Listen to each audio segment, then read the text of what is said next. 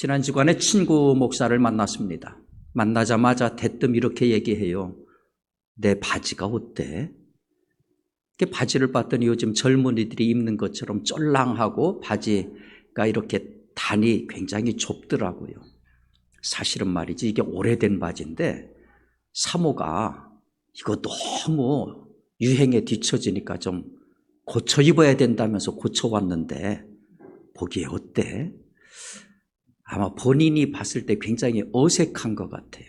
그리고 입어보지 않은 거니까 본인 자신이 좀 불편해하는 것 같아요. 제가 봤더니 그냥 통상 요즘 젊은이들이 입는 거라 눈에 많이 익었습니다. 제 눈으로는 티도 나지 않고 어색하지도 않았어요. 다만 목사가 입기에는 좀 거시기 했습니다. 여러분, 유행이라는 게 뭡니까?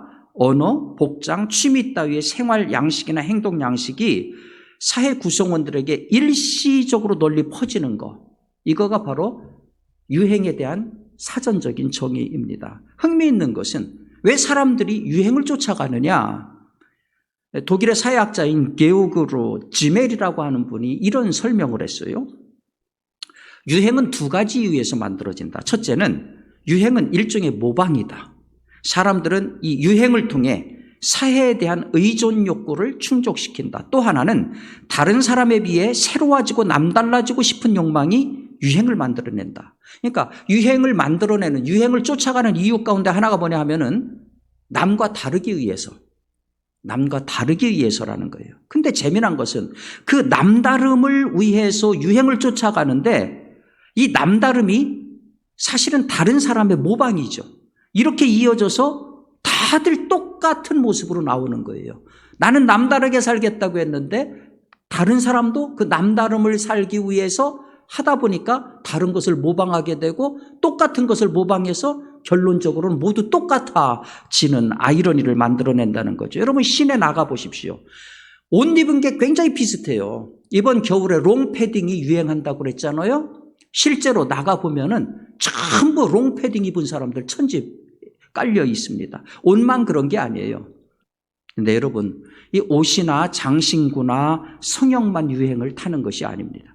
1848년 제임스 마셜이라고 하는 분이 캘리포니아 콜로마에서 거대한 금광을 발견을 했습니다. 그 소식을 듣고 수많은 사람들이 캘리포니아로 몰려들기 시작했습니다. 이 현상을 가리켜서 소위 골드워시, 캘리포니아 골드워시 이렇게 부릅니다. 당시 미국 전역이 연리병을 앓았습니다. 멀쩡하던 직장을 놔두고 사람들이 직장 그만두고 다 캘리포니아로 몰려갔습니다. 심지어 대학 교수도 직장을 그만두고 몰려갔습니다. 미국에서만 그런 게 아닙니다. 남미에서도 오고 아시아에서도 오고 중국에서 수많은 사람들이 몰려갔습니다. 1849년 한 해에만 1848년에 금광이 발견됐는데 1년 뒤인 1849년 한 해에만 10만 명이 캘리포니아에 몰려들었고 그 다음에도 30만 명. 그래서 여러분, 캘리포니아가 주로 승격된 이유가 바로 이때 러시아워 때문에, 골드 러시 때문에 바로 인구가 급격하게 팽창을 해서 주로 승격을 한 이유가 됐던 겁니다. 이들을 가리켜서 49er 이렇게 부릅니다. 1849년부터 사람들이 몰려들기 시작했다 해가지고 1849년에 49 해가지고 49er 이렇게 부르는 거예요. 무려 10년 동안 이곳에서 5억 5천만 달러 이상의 금이 채광이 됐습니다. 무슨 얘기입니까? 유행이라고 하는 것은 옷과 장신구, 성형 이런 데만 국한된 게 아니에요. 돈을 쫓아가는 인간, 돈을 통해서 행복을 찾으려고 하는 인간, 이거는요 주기도 없어요. 언제가 돼도 변하지 않은 항구적인 인간의 유행이라는 거죠. 요즘이라고 해서 골드러시가 사라졌을까요? 여러분, 많이 들어보면 황금알을 낳는 거위, 이거는 골드러시의 현대판 새로운 표현입니다. 한때 비트코인 열풍이 휩쓸었던 적이 있습니다. 수많은 특히 젊은 세대들이 빚내가면서 비트코인에 투자를 했습니다. 기업가들의 요즘 관심은 뭡니까? 무슨 영역을 해야 돈이 더 잘 벌리나? 무슨 산업이 대박을 치는 산업이냐? 요즘 황금알을 낳는 이 분야 가운데 하나가 환경 분야입니다. 미국의 대표적인 기업 가운데 하나인 GE, 제너럴 일렉트릭의 제프리 이멜트 회장이 우리가 이제부터 환경 분야에 집중하겠다, 투자하겠다, 그렇게 선언을 하면서 아주 흥미있는 얘기를 했어요. Green is green. Green is green. 앞에 나오는 그린이라고 하는 것은 환경을 얘기하는 거고, 뒤에 나오는 그린은 미국 달러가 그린이에요. 녹색이에요. 무슨 얘기입니까? 환경 사업을 하면 그만큼 돈이 잘 벌린다. 그게 바로 그린이라고 하는 말에 포함된 내용입니다.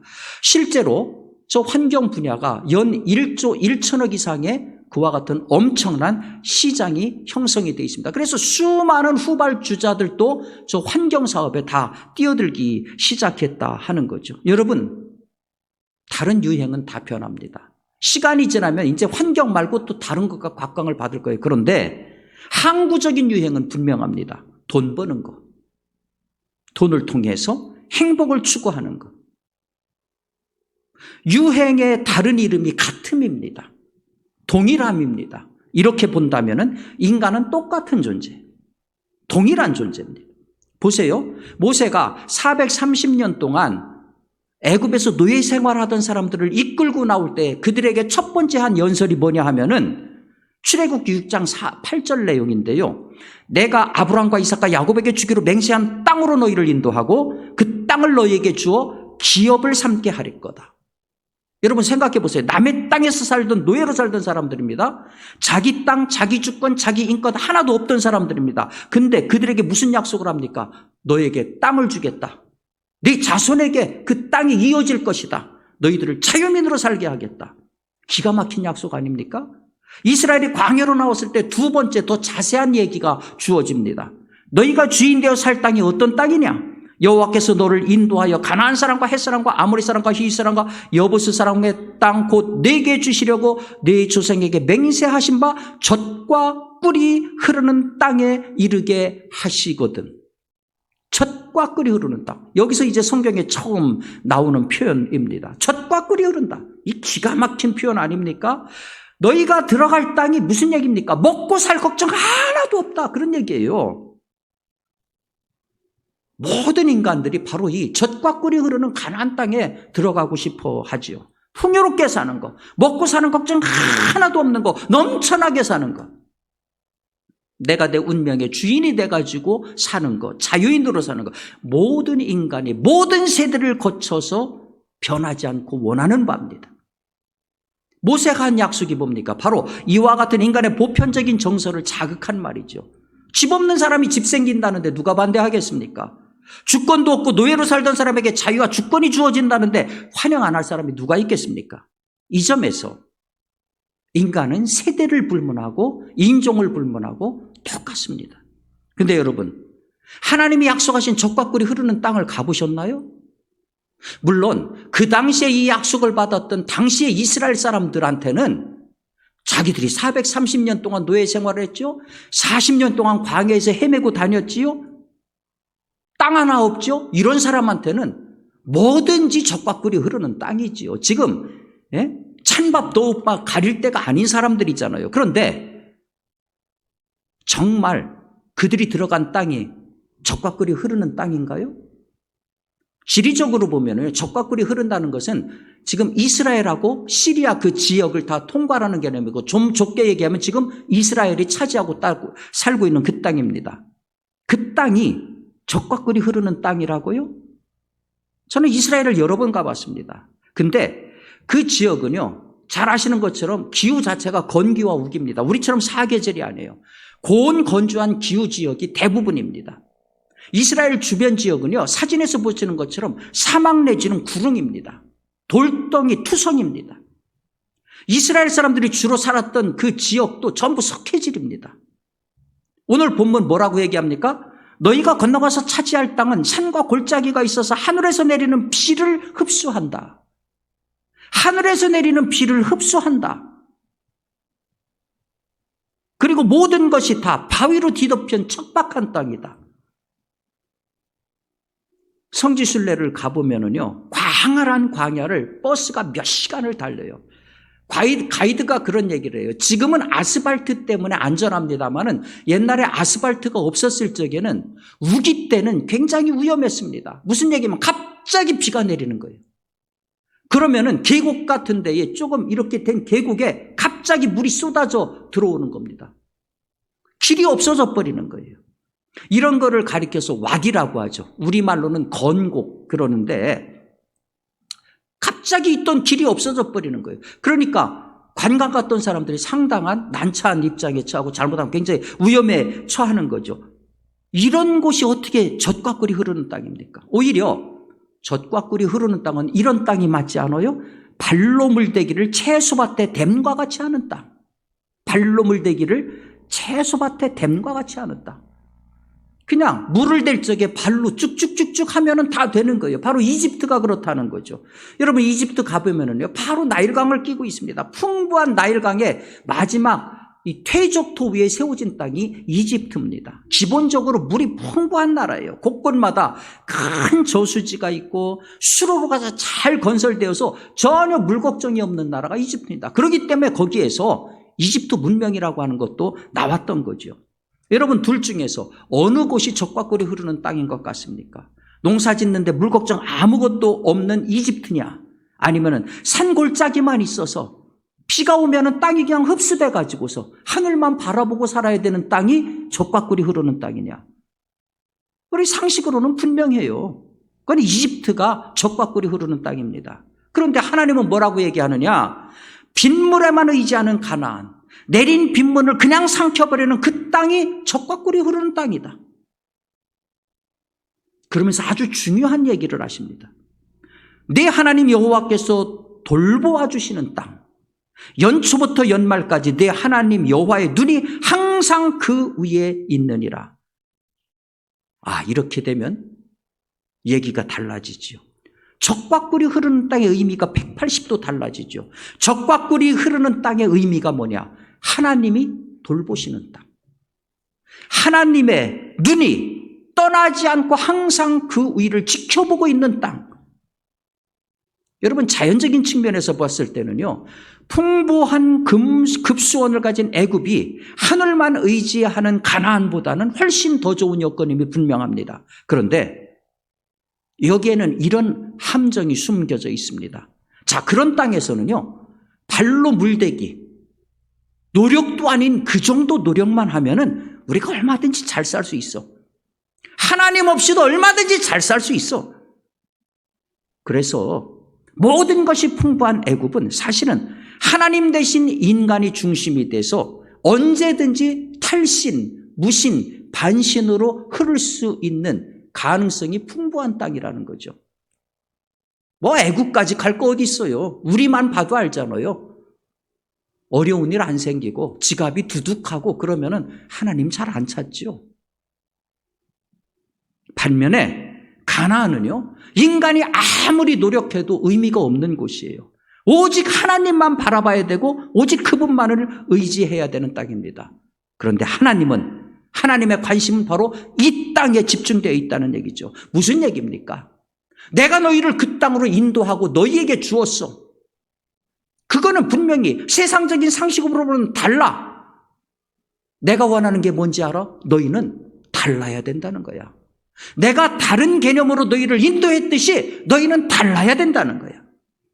모두가 다 풍요의 땅으로 몰려가고, 그래서 골드러시 사태가 나타나고 황금알을 쫓는 거위를 쫓아갑니다. 어느 시대를 봐도 변치 않는 이 고정된 유행과 고정된 가틈 앞에서 하나님은 우리에게 똑같은 명령을 하시는 거예요. 너희는 달라야 된다.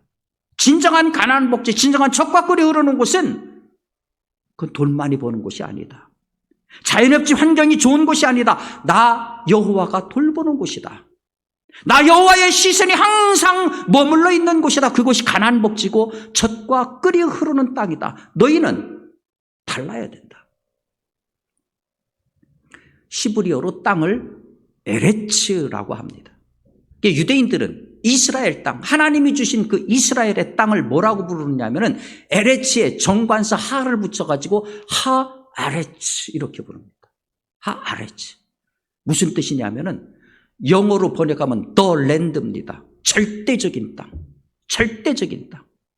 이스라엘은 세계 어느 비옥한 땅 다 거부합니다. 비옥하고 비옥하지 않고의 문제가 아닙니다. 중요한 것은 하나님이 우리에게 주시고 하나님이 지켜보신다. 그렇기 때문에 그 다른 기준으로 우리에게 주셨기 때문에 우리는 다른 민족이다. 그래서 오늘도 그 사람들은 그 땅을 지키기 위해 치열하게 싸우고 있는 것이죠. 제가 일전에 삼본에 살았었습니다. 근데 삼본 역에 어느 날 무슨 일 때문에 갔다가 내려오는데 삼본역 바로 한 층을 내려오는데 수백 명의 남성네들이 한 곳에서 쫙 나오는 거예요. 거의 거무튀튀한 옷을 입고 얼굴들을 보니까 조촐하고 말이죠. 알고 봤더니 스크린 경마장에서 나오는 사람들이었어요.